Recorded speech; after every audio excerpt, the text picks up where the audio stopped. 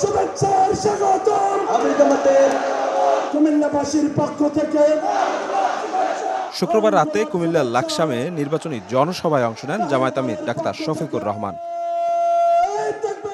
পরে কুমিল্লার town hall প্রাঙ্গণে 11 দলীয় ঐক্যের জনসভায় অংশ নিয়ে ডাক্তার শফিকুর রহমান বলেন, প্রতিশোধের রাজনীতি করে না জামায়াত। যে প্রতিশোধের রাজনীতি আমাকে কষ্ট দিয়েছে, দেশবাসীকে কষ্ট দিয়েছে, ওই প্রতিশোধের রাজনীতিকে আমরা হারাম মনে করি। যদি কেউ ভয় দেখাতে আসে, চোখে চোখ রেখে বলবেন এটি আমার অধিকার, এটি আমার দায়িত্ব, ভোট দিতে আমি যাব, তুমি পারলে ঠেকাবা। এর আগে বিকেলে লক্ষ্মীপুর সরকারি আদর্শ সামাদ স্কুল মাঠে জনসভায় জামায়াত আমির ডাক্তার শফিকুর রহমান বলেন, যাদের কারণে এখন রাজনীতি করার সুযোগ পাচ্ছে সেই সব জুলাই যোদ্ধাদের অবহেলার পাত্র করে রেখেছে একটি দল। যাদের কারণে জেল থেকে মুক্তি, যাদের কারণে অনেকের দেশে ফিরে আসা, যাদের কারণে নির্বাচনের কথা বলা, যাদের কারণে দেশ শাসনের কেউ কেউ কারো কারো স্বপ্ন দেখা, তারা তাদেরকে অস্বীকার করছেন। লজ্জা।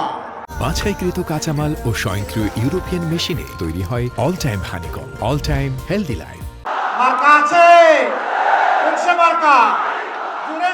নোয়াখালী জেলা স্কুল মাঠে স্লোগানে জামায়াত আমিরকে অভ্যর্থনা জানান নোয়াখালীবাসী। নোয়াখালীকে বিভাগ করা সহ যৌক্তিক দাবি পূরণের আশ্বাস দেন ডাক্তার শফিকুর রহমান। নোয়াখালী বিভাগ চাই। মাশাআল্লাহ, ভেরি ওয়ার্ম রেসপন্স। কথা দিচ্ছি আপনাদের সাথে বেইনসাফি করা হবে না ইনশাআল্লাহ। ইনসাফের মানদণ্ডে দাঁড়িয়ে অবশ্যই আপনাদের দাবিগুলো পর্যায়ক্রমে ইনশাআল্লাহ আমরা বাস্তবায়ন করব। নারে তাকবীর, আল্লাহু আকবার।